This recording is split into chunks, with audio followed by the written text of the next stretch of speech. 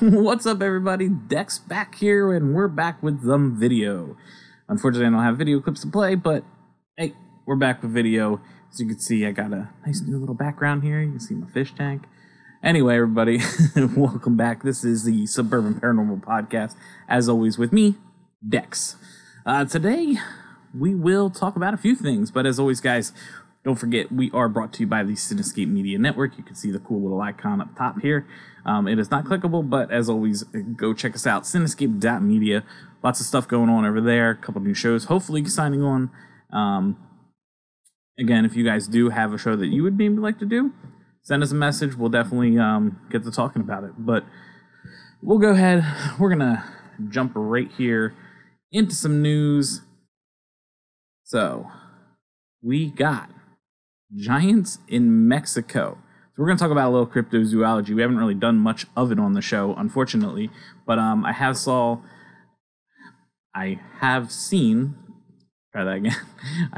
some nice little interesting articles out here. This one, you can see the picture right over here. Sorry. It's kind of blurry as usual when they come to all these pictures because everybody's rushing to take a picture real quick. But it seems like, as usual, Mexico. I think the last couple we've talked about have been in Mexico. But they're talking about, a lot of people are seeing this lately, where the giant creature's looking to be over 6 feet tall. It's a Bigfoot, Sasquatch type thing going on. This one, it's kind of interesting. I don't know if I want to say it's 100% real. If it's definitely not in that angle. It looks like a dead-on picture. I wish I had a better way to blow these pictures up for you guys. I'm going to work on that for the next one here. But as always, I'm going to link the article where you can see the original picture. But there's a lot of people were talking about it. I want to say they heard like a loud bang, and it caught the attention of people. And then, of course, this is the quick phone camera. I mean, if this is a phone camera, it's a really old phone camera. But I don't know. Cryptozoology seems to be evidence to get that is more. It's harder to get than the ghosts or whatever else it seems. But it's still an interesting one. It's over 7 feet tall. It could be. It looks kind of lanky. But again, I'm curious to take your guys' input on this one. Like I said, I always like to hear your guys' feedback. Like I said, I'm looking at the image now, and I'm on the fence, but I definitely want to hear you guys' input on that. But to keep with the whole theme here with cryptozoology, we have big cats in Scotland. It looks like Nessie's not alone in Scotland. There's a lot of large cats that have been around there. These large cats seem to be the basis. Jeez, can't talk tonight. Apologize about that. But they're the basis for legends such as the Beast of Dormore and the Beast of Bodenmore. So there seems to be a lot of back and forth on this. Again, this article came from the same website that the other article came from, so I'll link them in the description. But it seems like a lot of people are saying these big cats that are being released are people that had these as pets and I guess couldn't take care of them anymore, and they're just releasing them back in the wild. If that's the case and they're real big cats, then I guess that's cool. But being a guy who loves the paranormal, I would be very cool to see some kind of really big, maybe huge muscles, some kind of crazy creature one of these cats turn out to be, and not just like a puma. I think there's one of the tigers, the large tigers. I think even the guy that was on Tiger King, the Tiger King guy, he apparently just talked about this too on that same website. I didn't look too far into that one, but I'd like to hope that maybe there is some sort of unknown creature in this aspect out in Scotland. Like I said, it's kind of cool that it falls in line with Nessie out there. So Nessie have a buddy. That'd be pretty cool. We all like friends, right? But so that's a pretty cool one. I thought again, you guys can take a look. I'll post that out there. So it's I guess we'll move on. Not too much in cryptozoology news, I should say. There was an article in the same section, and I wasn't sure if I should mention it or really even talk about it. But there's an article, and like I said, if you go to these links, you'll see it on this site. They're talking about leprechauns. And I don't know if I would consider leprechauns cryptozoology. But if I'm wrong, let me know on this. But the guy goes into, apparently he's this leprechaun whisperer, and he talks about how COVID is affecting leprechauns. But again, I'm really not sure if leprechauns fall into the category. But thought it was an interesting piece of news, I guess. I don't know. Take that as you will. Like I said, go check out the article. I'll probably go check it out a little more after we got done the episode here. So, but anyway, moving right along. As always, my favorite. Sorry, guys. I'm trying to be a little more energetic in these episodes. I listened to the past couple and I sound kind of so trying to just be a little more energetic, and I'm really thoroughly enjoying making these episodes. But anyway, paranormal dad jokes, my favorite. I don't know how well this one will go over, but again, they're dad jokes. So, how do you tell the difference between Bigfoot and a Yeti? There is no way to tell. If it goes over your head, I'm sorry. My kid, I actually told this one to my oldest earlier, and she just laughed and then said, "Daddy, you're a nut job," and just walked away from me, which is 100%, I think, what's supposed to happen, like the reaction from a child when you tell them a dad joke. My child's weird just as me, or just like me, but she knows it's a dad joke and she just walks away. So that's this week's dad joke. So let's go ahead. As always, right after dad jokes, I'd like to talk about some paranormal TV stuff. So we'll go ahead and jump into that. So first up, I want to talk about Skinwalker Ranch. The finale had aired this week. And like I said in the beginning, a couple episodes back, we talked about how Skinwalker Ranch, the show, just seemed to be trying to over-dramatize. And we're going to have Sean Harrigan from the Eagle's Nest podcast on soon. He was supposed to be on this episode, but I needed to get this one out. We didn't get a time. But we talk about their show all the time, and we say the same thing. And I think a few other people have said it too. First couple episodes, it's a little over-dramatized, and you're just thinking, oh no, why are we doing this again? However, that show had to completely turn around. They have produced really good evidence. I don't want to blow the finale for anybody that hasn't seen it. The last episode is kind of more of a wrap-up, and they go over everything. They talk about the injuries and what they've saw, and if you didn't see it yet, I highly suggest it. And then maybe we can do a recap on it later. I don't want to ruin spoilers. I know a couple people may be trying to catch up. I don't know. But the episode before the finale, they catch a couple really cool things and things that happen in a succession that make their evidence just have that much more ground to stand on. And I really hope that we get a season 2 of this, but there's, as of now, I know there's no talk about it. Hopefully there is, and I mean, I'll put it out there like I've put out there for all these shows, especially they're talking about they always have cameras and things running. I would love for them to please put this on a stream. If you guys need hosting or something like that, if that's the problem, talk to me, find me, reach out to me. I can help with this kind of stuff.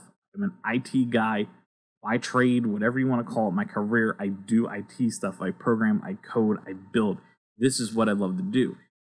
this is also my passion, not suburban paranormal, sorry, the paranormal. So I definitely want to get diving into building some of my own equipment and things like that. But when it comes to these kind of things, I would love to be a part of it, try to help in any aspect of this. The one thing with that season 2, like I said, I have it written down to talk about, but I don't want to do it actually now that I'm thinking about it. But let's just say Tic Tac. And I bet a lot of you are going to know what I mean by Tic Tac. And that's what I'm going to leave it at. This was, like I said, not the finale. The finale is more of a wrap up and they talk about different things. But episode 4, I'll just say Tic Tac, because it's the exact same thing the guy that they brought into Skinwalker Ranch had said. So I'll leave it at that. If you guys have watched the show, start these threads at the end of every episode once they air, and I would love to get some more feedback. And we have a lot of new followers on Instagram. I that's for following us on there. A lot of really cool people on the Instagram that have started following. I've started interacting. I know a couple people I think out there wanted to do an interview one here, and we're definitely looking to set those up. Whether we do video or just audio, don't know yet. We're working on the ins and outs of that, but really looking forward to getting some of you guys on. So we're gonna go ahead. Like I said, that's Skinwalker Ranch. Definitely go ahead, watch that one. So up next, we're gonna talk about Ghost Nation. Unfortunately, we knew season 2 was coming. We were excited. It came earlier than we expected, and we were supposed to get 20 episodes. Unfortunately, thanks to the stupid virus that's out there, it's keeping everybody home. And they only got to record 6 or 7 episodes, and I think we got those 6 or 7 episodes. I can't even remember now how many episodes there was. Now I feel stumped. But we did get the episodes, and the continued progression I've seen from the evidence has been great. I like the newer the tools they've been using. The radar seems to be pretty cool. It seems pretty accurate. I like, because when you can see it sweeping the room and where he has it positioned a couple times, you can tell it's picking up like different distances. So when it's picking something up, it's definitely, I really don't know the word I want to say for this. The piece of equipment seems to be doing really well. And then I think it was the very last episode that got the air, the other equipment that Steve was using, Steve and Tango were using with the, I guess some kind, it's like a range meter, and anything that was coming within that range, it was setting off, and they were getting some good responses back with that. Those kind of pieces of equipment, I'm loving to see that we're getting more and more. Ghost Nation, those guys seem to be not hesitant, but they seem to not do as much experimenting as you see, say, on, like, I think Ghost Adventures. They always, Ghost Adventures is always trying something, which I like. I mean, I know a lot of people, again, we can go on tangents about Zach Baggins and Ghost Adventures and whatever. But the one thing they do that I like seeing is the different approaches that they try consistently.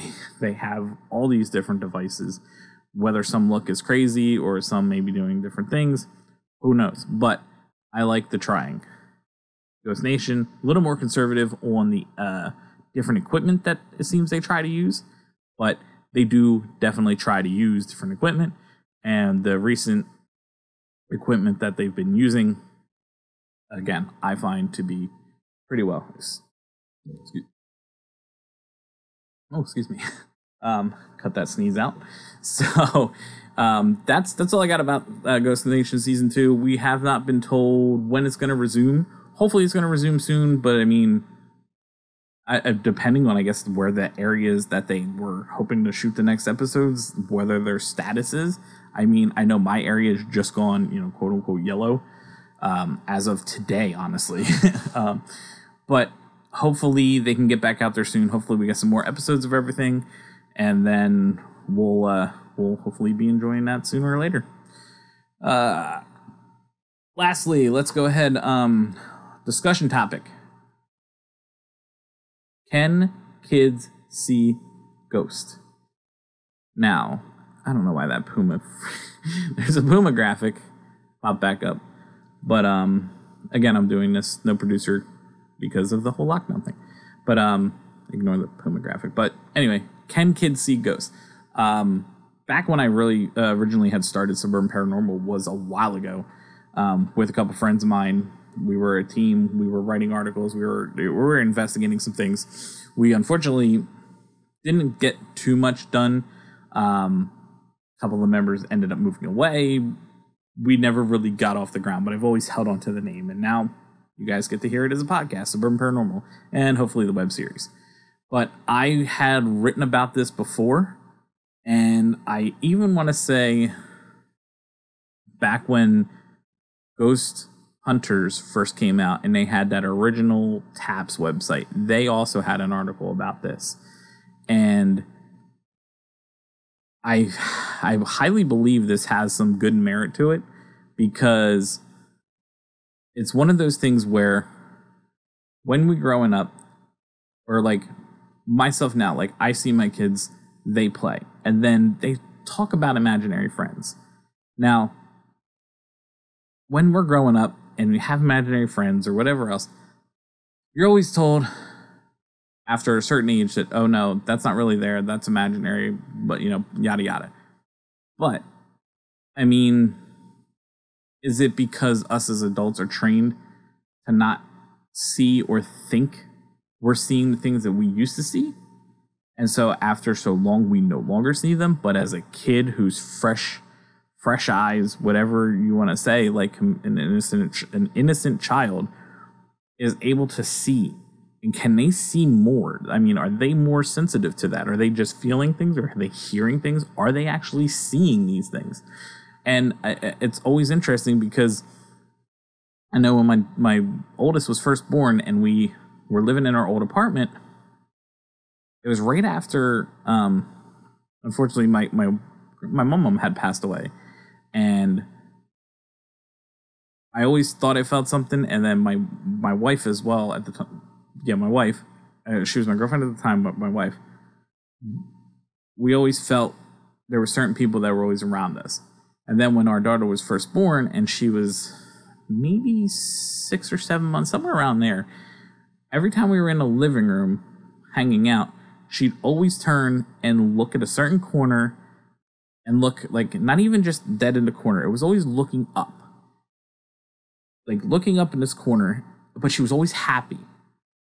And me and my wife, we kind of joked about it, but I've always kind of, like, felt and really believed that she might have been seeing something. What it was, I don't know.